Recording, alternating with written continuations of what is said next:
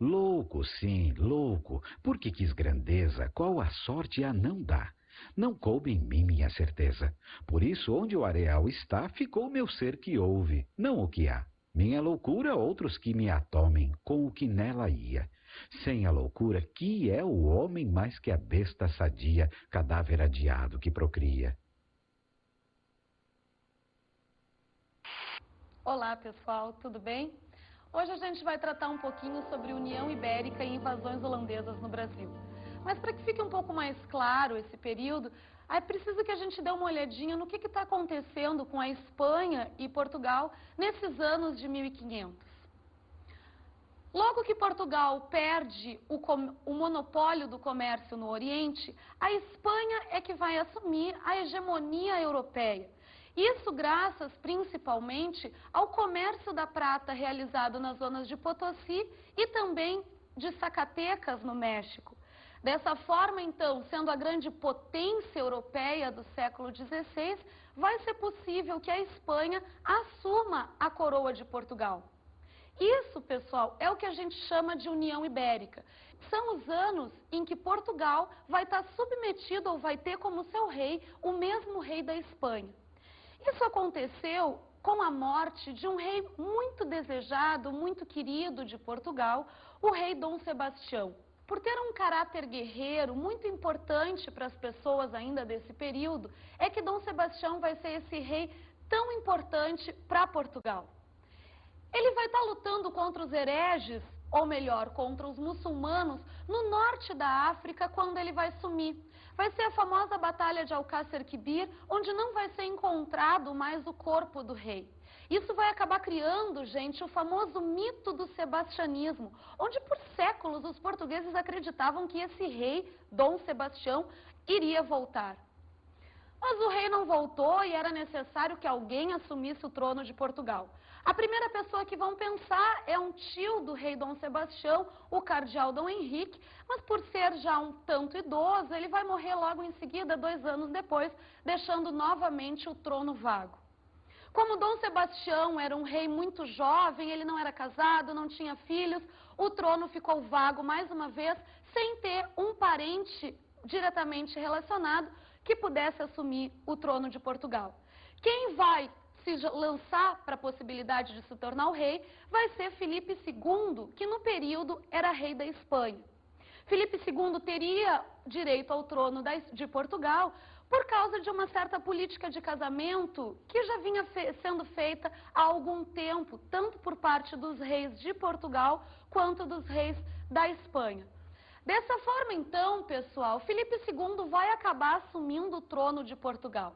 Mas uma coisa interessante, gente, é que não vai ter nenhum tipo de resistência por parte da elite portuguesa com essa tomada de posse de Filipe II na coroa portuguesa. E sabem por quê? Simplesmente por questões de interesses financeiros, gente. Filipe II vai propor o famoso juramento de tomar. O que é isso? Foi quando ele deu a possibilidade de uma certa autonomia para a elite portuguesa. Com isso, eles vão continuar, por exemplo, podendo administrar as suas colônias, no caso, o Brasil. Também o juramento de tomar vai acabar oferecendo para a elite portuguesa o famoso direito de assento. Isso seria uma possibilidade que os comerciantes portugueses teriam de realizar comércio nos portos espanhóis.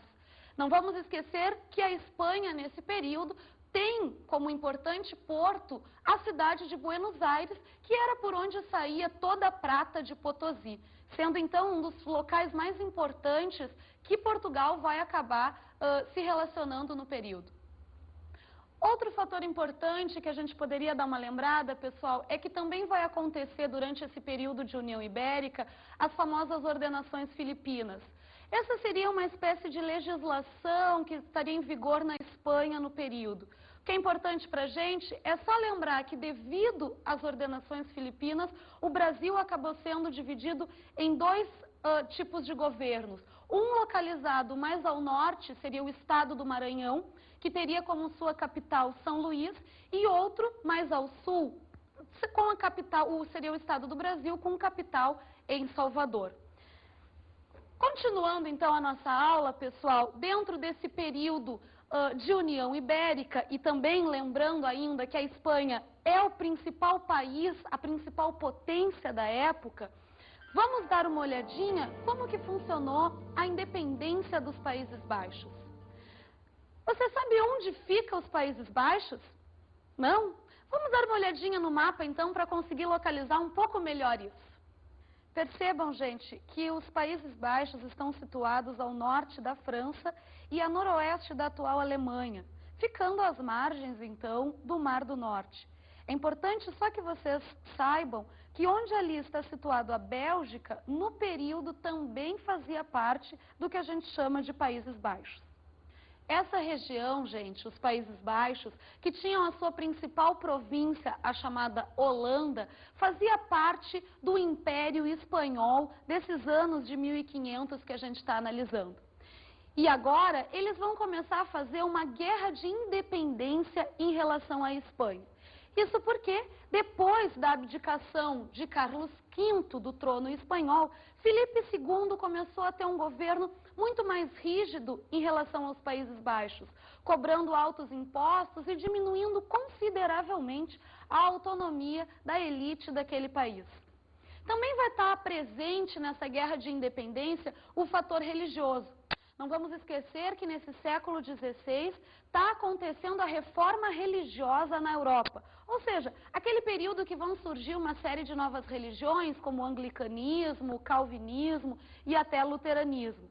Os Países Baixos, gente, vão assumir como religião o calvinismo, entrando em choque direto com a Espanha, que era a principal potência católica do período. Essa guerra vai acontecer e vai acabar trazendo consequências diretas para a história do Brasil. Como Portugal está sob o comando da Espanha, para tentar coibir a guerra de independência, Filipe II vai usar uma estratégia bastante interessante, gente. Ele vai simplesmente proibir a Holanda de comercializar com Portugal. A Holanda comercializava assim. Lembram? A Holanda é a principal potência intermediária da Europa do século XVI. Ela pegava produtos de uma série de outros países e revendia, conseguindo assim se fortalecer bastante. Em relação a Portugal, a Holanda pegava o açúcar brasileiro e fazia boa parte do refino desse açúcar, revendendo ele então por toda a Europa. Quem ganha mais, pessoal? Quem produz ou quem revende? Quem revende, porque acaba colocando o preço mais interessante no mercado sobre esse produto. Principalmente no caso da Holanda, que tinha o monopólio da venda do açúcar brasileiro na Europa. Dessa forma, então, perdendo a relação comercial com Portugal, a Holanda vai criar duas companhias de comércio, associações entre comerciantes do período, para conseguir invadir as áreas produtoras de Portugal. Uma chamada Companhia das Índias Orientais e outra chamada Companhia das Índias Ocidentais. Essa última é a que vai ser responsável por invadir a zona produtora do Brasil. Dessa forma, então, vamos acabar tendo uma invasão holandesa em Salvador em 1624. Em pouco mais de um dia, a Holanda consegue dominar os colonos que estavam na região da Bahia e começa uma administração no território. Só que essa administração, gente, vai ser um tanto rígida. Os holandeses vão acabar instaurando impostos muito altos e vão inclusive proibir o catolicismo. Dessa forma vão conseguir inimigos poderosíssimos, a Igreja Católica e os senhores de engenho da região. Conseguindo um apoio, então, essas duas elites de Portugal, formando a famosa Jornada dos Vassalos, que contou com uma frota de 52 navios e mais de 12 mil homens, Portugal consegue expulsar os holandeses em menos de um ano da região da Bahia. A invasão em Pernambuco, gente, vai ser possível, olha que interessante, graças a um assalto que os holandeses vão fazer a um navio espanhol carregado de prata, logo que eles já estavam indo embora da região da Bahia. Com essa prata, então, que eles roubaram dos espanhóis, vão conseguir o dinheiro necessário para investir em uma nova invasão, alguns anos depois, em Pernambuco. Os holandeses invadem Pernambuco e, num primeiro momento, a gente vai ter uma forte guerra de resistência por parte dos portugueses, que chega a durar aí quase 7 anos, as chamadas companhias de emboscada. Essa guerra de resistência só teve seu fim através do papel de Calabar. Calabar era um mameluco, capitão do mato, aquelas pessoas que eram responsáveis por capturar escravos fugidos, que vai buscar uma alternativa para sua condição um tanto miserável de vida, uma aliança com a Holanda. Em troca de um engenho de açúcar, ele vai acabar traindo os portugueses e contando para os holandeses aonde os portugueses estão escondidos. Dessa forma, os holandeses conseguiram então derrotar as companhias de emboscada e efetivar o seu domínio sobre a região de Pernambuco. Calabar vai ser extremamente importante para a nossa história brasileira, gente, porque ele vai acabar dando origem àquilo que a gente chama de mito da traição. Durante a década de 1970, os militares aqui no Brasil, a gente estava vivendo aquele período de ditadura, vão usar essa história de traição do Calabar para fazer uma referência a todos aqueles traidores que eles consideravam no Brasil na época, os chamados subversivos, todos aqueles que fizessem oposição à ditadura. O que você acha se ao invés dos portugueses, os holandeses tivessem administrado o país? Seria uma boa coisa, né? Os holandeses, bacana. Cara, mas não seria. Não seria. Não, acho que os portugueses mesmo, né? De repente nós teríamos outra oportunidade de civilização. Né? Talvez falássemos outra língua. Talvez em vez de português a gente falasse holandês. Então vamos fazer um teste. Quero ver se você conseguiria ler o que está escrito aqui em holandês. Porra, em holandês? Ai, meu Deus. Sinzenjar of Triehoik. Agora você. Sinzenjar of Triehoik. Net, fanatic, engenielik, além, big, good, where. Olha aí, próprio holandês. E outra perguntinha, você acha que eles iriam suportar aquele calor do Nordeste? Iriam se adaptar? Acho que não, né? Muito calor, né? Eles não iam ficar aguentando aquele calor todo, não. Iam voltar pra Holanda mesmo. Com insolação? Ah, com certeza. Veja bem, eu acho que sim, porque já que eles suportaram tanto tempo viajando para chegar no Nordeste, mexendo com cana do jeito que eles estavam, eles iam conseguir muito caldo de cana, muita garrafa para conseguir se hidratar. Após a derrota, então, gente, da companhia de emboscadas, a Holanda vai conseguir efetivar o seu domínio sobre Pernambuco. O primeiro administrador da região vai ser uma pessoa chamada Maurício de Nassau. Ele é um nobre holandês, filho de Guilherme de Orange. Isso é importante para a gente perceber a formação que Maurício de Nassau teve. Ele estudou nas melhores escolas do período na Europa, justificando, então, ou fazendo a gente conseguir entender um pouquinho melhor o tipo de governo que Maurício de Nassau vai implantar aqui no Brasil. Maurício de Nassau vai ter um governo, pessoal, um tanto liberal, se é que a gente pode usar essa palavra para a época. Mas ele vai, por exemplo, dar incentivo, vai dar verba para os senhores de engenho replantarem os seus canaviais. Porque era uma estratégia bastante comum por parte dos portugueses colocarem fogo nessas plantações de cana, porque afinal de contas, segundo o pensamento deles, se os holandeses estavam atrás de cana de açúcar, vamos colocar fogo nesse canavial que eles vão embora. Maurício de Nassau também vai acabar dando isenção de impostos num primeiro momento sobre esse plantio de cana. E ainda, gente, vejam que interessante, ele vai liberar cultos religiosos aqui no Brasil. Vai ser aí que o Brasil vai ter uma leva de judeus vindos para cá. Não vamos esquecer que nesse período os judeus eram considerados, assim como os muçulmanos, como hereges e eram bastante perseguidos, sendo queimados em fogueira e tudo mais na Europa.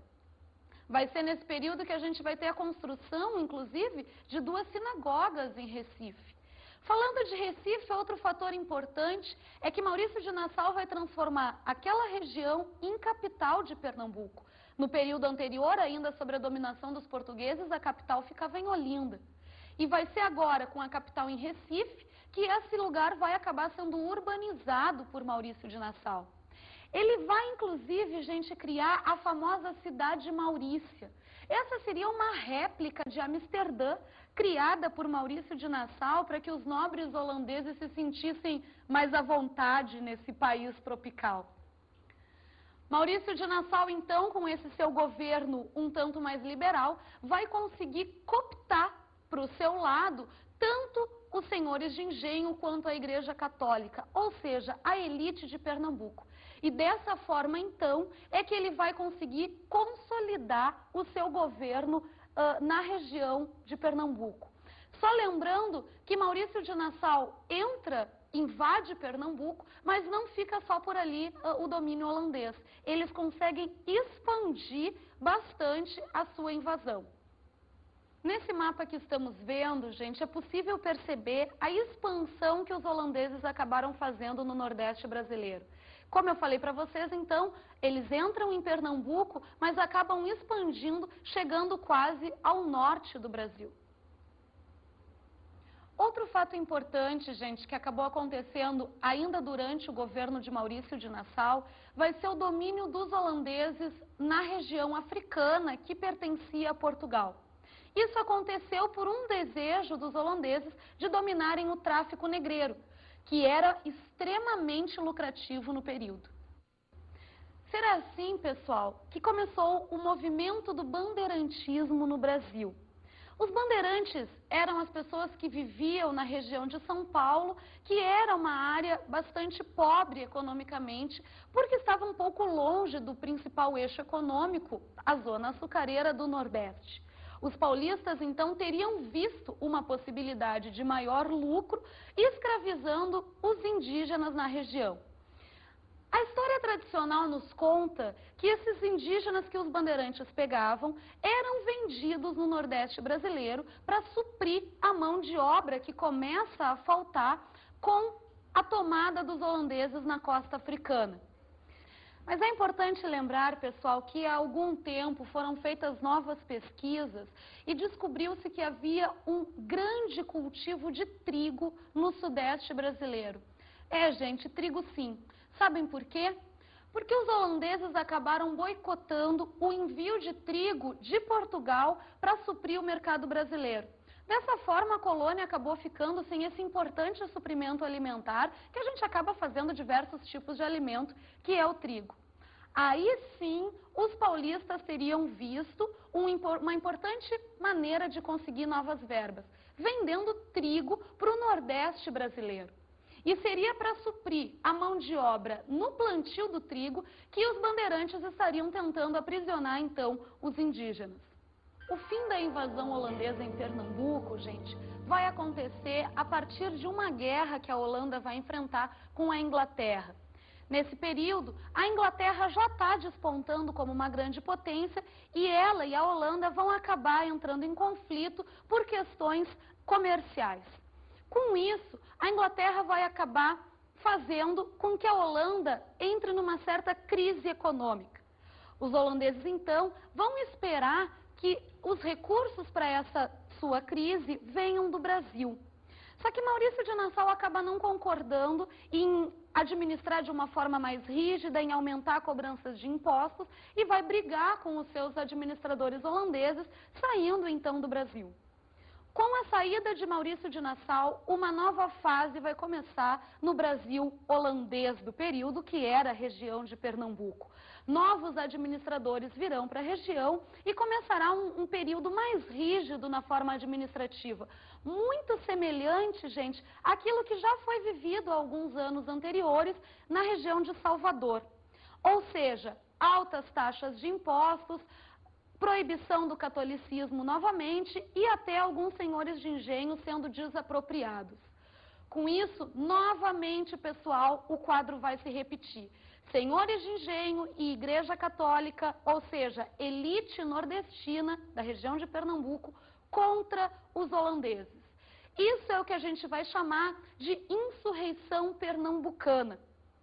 Através de duas importantes batalhas, as famosas batalhas de Guararapes, os portugueses vão acabar conseguindo expulsar novamente os holandeses do Brasil. Com isso, pessoal, alguns historiadores acabam fazendo análise de que vai criar em Pernambuco um espírito, digamos, nativista, de defensor da terra. Por mais de 200 anos, a gente vai enfrentar fortes conflitos em momentos diferentes e também por razões diferentes em Pernambuco, sempre buscando, então, uma certa autonomia para a região. E isso, segundo a análise desses historiadores, teria começado a partir dessa guerra, onde os portugueses conseguiram expulsar os holandeses do Brasil. Uma curiosidade para a gente, galera, é sobre os judeus que teriam vindo para Pernambuco no período de Maurício de Nassau. Sabe para onde eles foram quando conseguiram sair do Brasil? Para uma ilha chamada Nova Amsterdã, que já tinha sido colonizada por holandeses alguns anos antes até mesmo desses holandeses chegarem aqui no Brasil, e que depois a gente vai acabar chamando de Nova York. Pois é, gente, os judeus, quando saíram do Brasil, foram para nada mais, nada menos do que para a ilha de Manhattan. A crise de Portugal, gente, será um novo quadro enfrentado, então, a partir da expulsão holandesa de Pernambuco. Vale lembrar que agora Portugal já não está mais vivendo o período de União Ibérica e tem no seu trono já um rei da dinastia de Bragança, a mesma dinastia que vai ficar no Brasil até a sua independência. Só que agora Portugal, com esse novo rei, está enfrentando uma forte crise econômica. Sabe por quê? Porque a Holanda, quando vai embora do Brasil, resolve invadir uma nova região, que são as Antilhas, aquelas ilhas que a gente tem no Mar do Caribe. E ali vai começar uma nova produção de açúcar, usando dos mesmos métodos que havia aprendido aqui no Brasil. Esse açúcar produzido nas Antilhas vai fazer uma forte concorrência com o açúcar brasileiro, provocando então uma queda drástica no preço dessa mercadoria no mercado europeu. Como se não bastasse isso, Portugal também vai enfrentar uma crise, porque perdeu, durante a época anterior, suas principais colônias para a Holanda. Por causa disso, Portugal vai acabar tendo que buscar algum tipo de aliado. A Espanha, devido ao fim da União Ibérica, se colocava como inimiga de Portugal. A Holanda nem se fala, né, gente? Era uma das principais concorrentes da época. Quem será que Portugal vai buscar? A Inglaterra, gente. A Inglaterra já estava se consolidando como uma das principais potências e vai ver, através da união com Portugal, uma importante aliada para o seu posterior sucesso econômico. Dessa forma, então, Portugal e Inglaterra começam a fazer uma série de tratados. Um deles, inclusive, Portugal vai acabar dando de presente para a rainha da Inglaterra, Bombaim, que era uma das principais colônias portuguesas ao Oriente. Mas o principal tratado que vai se realizar nessa época é o Tratado de Methuen, ou Tratado de Panos e Vinhos, como a gente também conhece. Segundo esse, gente, Portugal receberia uma diminuição nas tarifas alfandegárias da Inglaterra. Ou seja, para colocar o seu vinho, era esse o produto que eles tinham escolhido para o tratado, ele ia pagar um imposto um pouco menor, o que ia acabar fazendo com que esse vinho pudesse ter uma redução no seu preço dentro do mercado inglês. Mas em contrapartida, pessoal, Portugal vai ter que realizar uma total isenção alfandegária sobre os manufaturados ingleses no seu mercado. O que vocês acham que vende mais, gente? Vinho ou tecido? Tecido, galera. Os manufaturados ingleses, por incrível que pareça, vão acabar vendendo muito mais em Portugal do que o vinho dentro da Inglaterra. Isso vai acabar gerando, gente, um déficit econômico crescente, cada vez maior, de Portugal em relação à Inglaterra. Essa dívida portuguesa vai acabar sendo paga, inclusive, por um período, com o próprio ouro brasileiro. Por isso que em alguns livros vocês podem encontrar que o ouro do Brasil vai ajudar no processo de industrialização inglês. Isso aconteceu de uma forma meio indireta, mas pode-se dizer, sim, que chegou a acontecer. A gente pode se perguntar, pessoal, e normalmente isso acaba acontecendo, o que teria sido da história brasileira se os holandeses tivessem permanecido aqui? Uma coisa importante de se colocar nesse momento é que a história, enquanto ciência, não trabalha com possibilidades, com probabilidades, com fatos que não aconteceram, e sim com aqueles que ocorreram para que a gente possa fazer uma análise mais concreta. Mas mesmo assim, é possível fazer algumas considerações a respeito. Um fato importante de se colocar, gente, é que o governo de Maurício de Nassau, dado todo o quadro das invasões holandesas, teria sido uma exceção na forma administrativa dos holandeses aqui dentro do Brasil. Tanto a administração colocada em Salvador, quanto a administração posterior a Nassau, em Pernambuco, teriam visado única e exclusivamente a exploração do Brasil, e não a sua colonização ou a sua modernização, como o próprio Nassau teria feito. Assim, pessoal, muito provavelmente, se os holandeses tivessem ficado no Brasil, a história não seria muito diferente, porque o tipo de colônia que eles estavam visando colocar ou implementar aqui no Brasil seria também, da mesma forma como os portugueses, uma colônia de exploração. Só vale lembrar que também tivemos no século XIX holandeses na África do Sul, e nem por isso a região é mais desenvolvida hoje. Bem, gente, vamos dar agora uma olhadinha nas nossas dicas de estudo para que vocês possam aproveitar um pouquinho mais a nossa aula de hoje.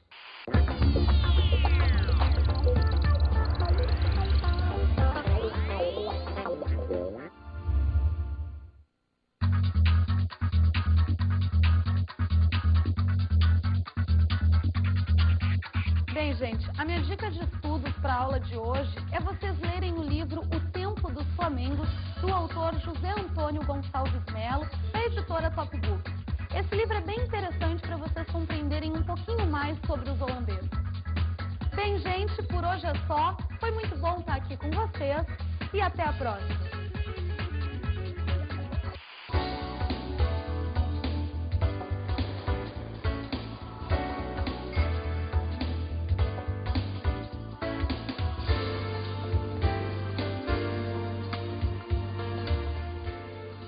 Nesta aula, estudamos a União Ibérica e invasões holandesas. Analisamos o governo de Maurício de Nassau. O governo de Maurício de Nassau trouxe muitas melhorias para a região de Pernambuco, fazendo com que ele conseguisse, então, cooptar a elite da região. E abordamos a crise de Portugal pós-invasão holandesa. Com a saída dos holandeses de Pernambuco, uma forte crise econômica vai se instaurar em Portugal. Isso porque os holandeses foram produzir açúcar nas Antilhas, fazendo concorrência direta com a produção brasileira. Bons estudos!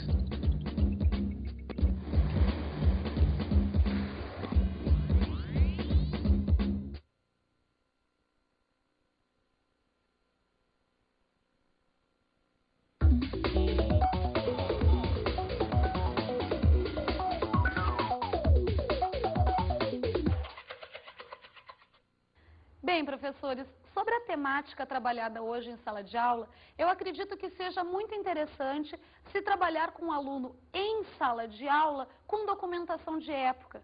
Dessa forma, a gente pode trazer o aluno para a realidade mais próxima do trabalho de um historiador, fazendo com que ele entenda como que se produz a história.